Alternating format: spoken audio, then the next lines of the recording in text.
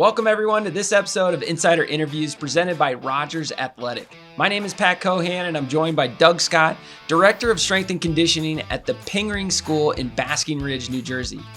Today's conversation is going to focus on managing the mess of high school strength training. What about the sport that has a very specific lift or exercise that the coach wants to be implemented? How do you manage that year-round training for, say, the multi-sport athlete? What about the difference between male and female sports? How do you know who is in season, off season, and off season? So how do you adjust the training for that elite athlete going to a bigger school and those that just want to be able to compete at their current school? Before we dive into these topics, we want to thank our partner, Rogers Athletic, the premier provider of football practice and pendulum strength training equipment. Throughout the next several weeks, we're talking to athletic directors, coaches, and strength trainers to help you build stronger programs through improved structure, process, and better care of your athletes. To learn more about Rogers Athletic, visit go.rogersathletic.com/insider. Now, Doug, you've been selected for these topics because you've been holding the position of Director of Strength and Conditioning at Pingering Schools, which boasts 46 different teams across 19 sports for the last 23 years. That means two things. One, you started the role before a dedicated strength and conditioning coach was common practice. And two, you're building programming for a lot of different types of athletes. But still in 2022, you would say you're short-staffed. So what are ways that you maximize the kids that receive strength training under your supervision when you really don't have the resources to do it most effectively, like a college or a big time school? A big thing of what we do is we look at what actually makes a strength and conditioning program work. The exercise tends to get a lot of the focus. Like, are you doing squats? Are you doing deadlifts? Are you power cleaning? Or are you bench pressing? I try to get a step above that, and it's progressive exercise or progressive overload consistently with enough effort to stimulate a response. So by doing that, I try not to we don't get bound down by any set programming. So when you look at, and I think I sent you over how a day would operate, we might have one team. So we'll take three teams at each of our time slot. So from 3:30 to 4, let's say, we might have the boys ice hockey team using our squat racks 1 through 5, doing their set of exercises, which is going to have a squatting movement, a pressing movement, a pulling movement, something for the core, and something for the neck. And then on the opposite side, because we happen to have 10 racks, on 6 through 10 might be our boys basketball team, and they might be doing a different set of exercises, but still hitting those fundamental movements of a squat, a press, a pull, something for the core, something for the neck.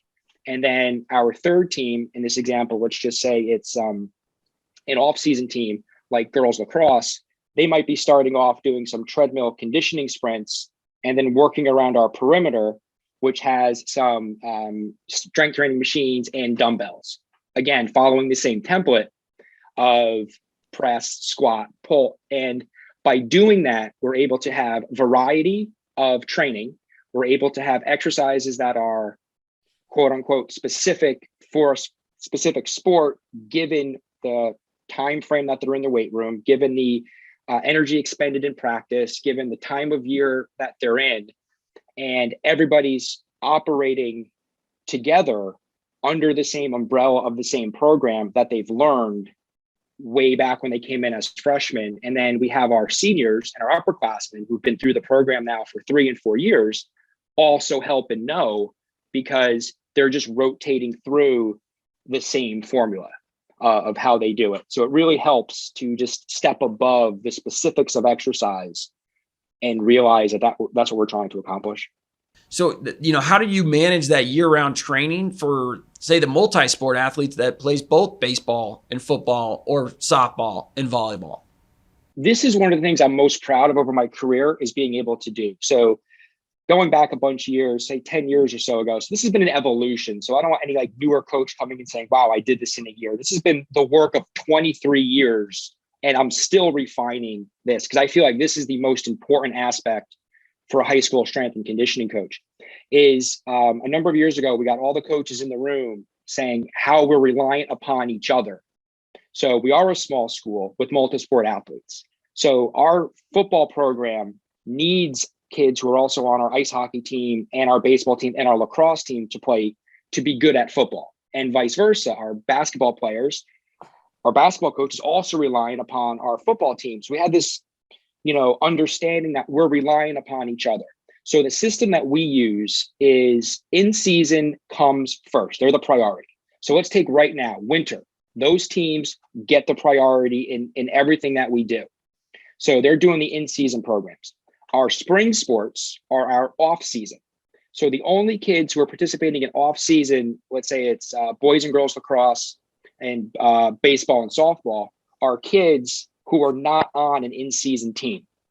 So let's say our boys lacrosse roster, which might be about 40 kids come March 7th when we start, only has about 10 to 15 because the rest are playing basketball, ice hockey, running winter track, doing an in-season team. And the coaches have an understanding that the in-season team, like basketball, is going to weight train twice a week because that benefits our lacrosse program in the spring. So it's this understanding that our in-season teams are training not just for their own sport, but for the community as a whole to help out the other programs, because they know the next season, that's going to happen for them. So we go in season, which is what's happening now. Off season is one season out, and then off, technical terminology here would be our fall. So right now we don't have any organized training for boys soccer, girls soccer, football, field hockey. They're in the weight room, they're doing exercise, they're training, but their programming will start March 7th because they'll be the next season. And then our winter teams, ice hockey, basketball, they become the off. So it's this understanding that we're all dependent upon each other. And since we follow the same template, it doesn't really matter if our lacrosse team, let's say, is doing front squats and our basketball team is doing rear foot elevated squats. Physiologically, the same adaptations are going to occur. And then we get them all together when we see them in March as one team. So how do you track all that? How do you know who is in season, off season, and off season? When maybe a kid decides they'll go out for the team a week before tryouts. It just sounds like a mess if you don't have a system dialed in. So what does that look like? So the organization, it sounds like it's a mess. So when the organization happens, we get the rosters of all the in-season teams. So we take care of that. The off-season coaches now, since they know our system, like let's say now it's the spring, so it's baseball, softball, boys and girls lacrosse, they give me their off-season roster knowing that. So they've cross-referenced with their team. They've had a meeting with them. All right, who's playing a winter sport? Okay, Joe's playing basketball, Sam's playing ice hockey. So then I'll get their roster.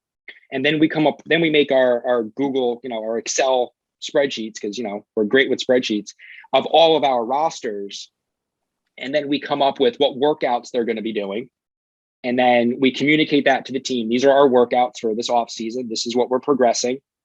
When you come in, we attach the roster with weights assigned.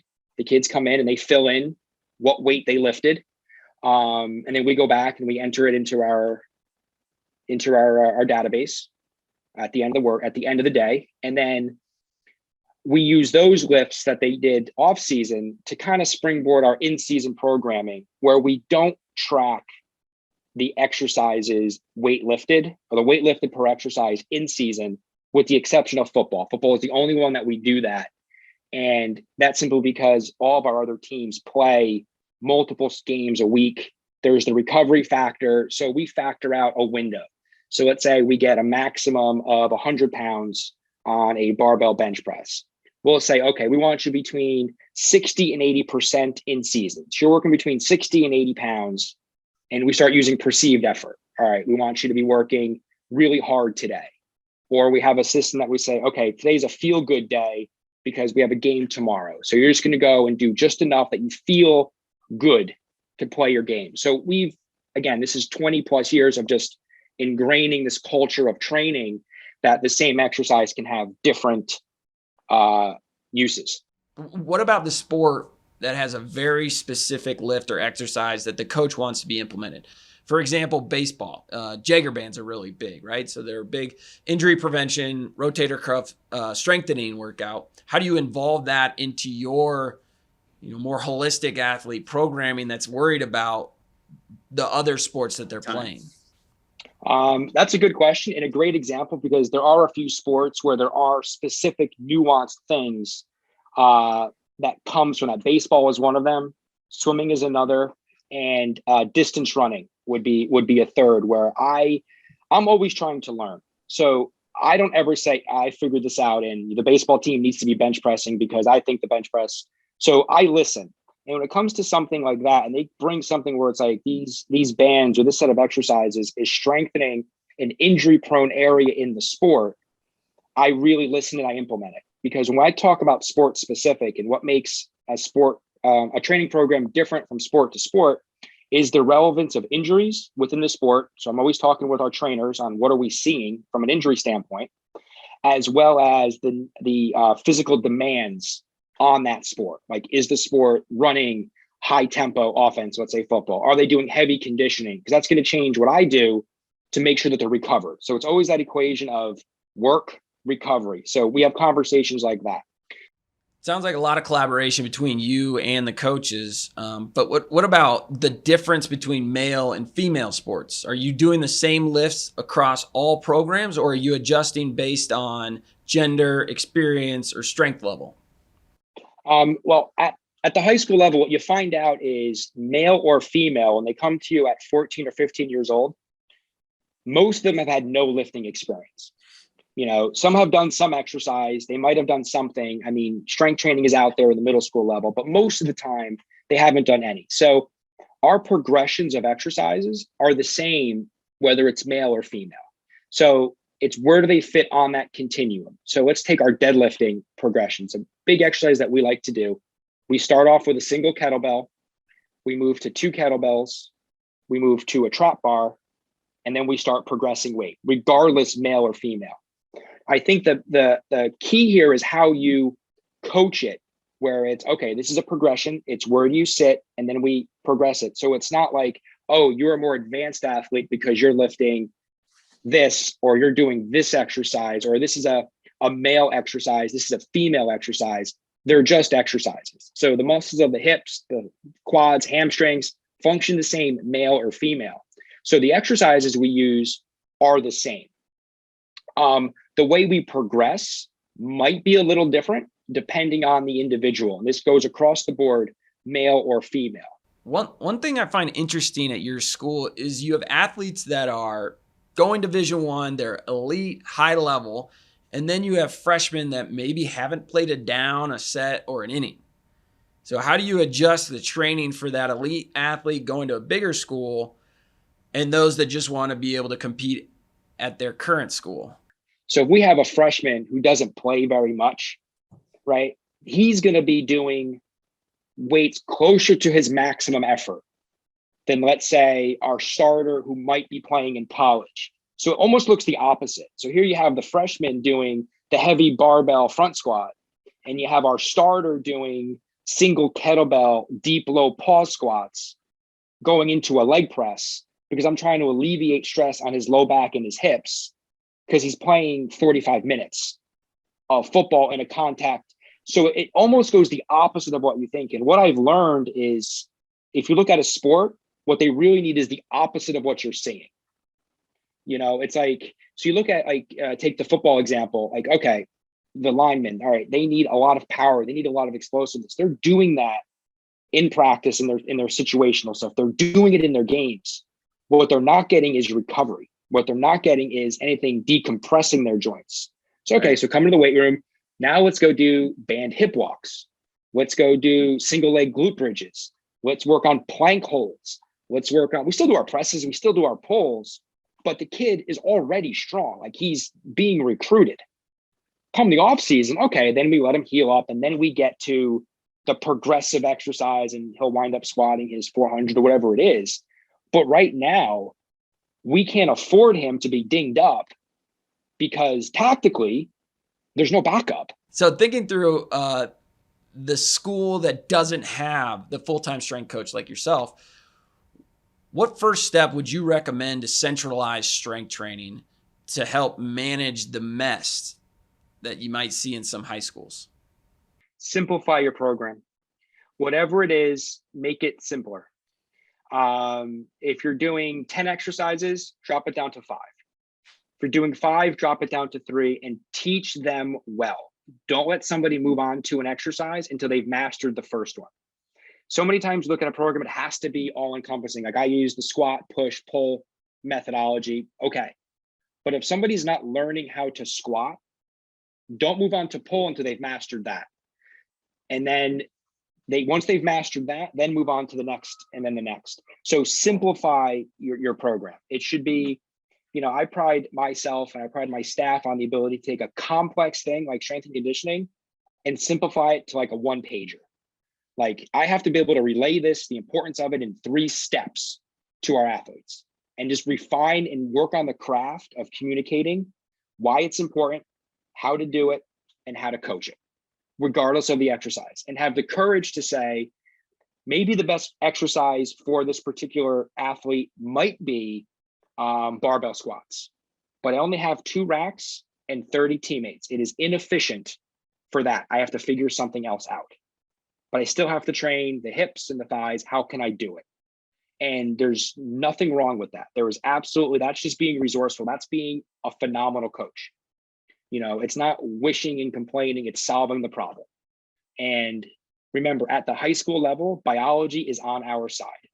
The freshman will be stronger as a sophomore just because he became a sophomore. But what you've given them is the importance of a habit. That habit is training. And then if you're fortunate and you get the equipment, that habit now gets multiplied by a factor of whatever it is. So work with what you have, simplify it, teach the basics. And that would be the thing that I would say right now with whatever you have, just simplify it. And if somebody walks into your room and you hang your hat on, we are the team that deadlifts the best, well, show it. That means everything is perfect. The kids know the program inside and out, or we do the best push-ups or, and you look in, wow, every push-up looks perfect. And, everything is, the core is tight, the shoulders are there, they pause at the bottom and they know it inside and out. And if I walked into your weight room and say, what are your cues for push-ups? They can recite them back to me. That's where I think you should go to multiply the impact of your program, and it costs you nothing. Well, Doug, thanks so much for taking the time to share what you're doing at your school in season, off season, and off season. Yeah. Thanks again, and wish you the best of luck the rest of the year.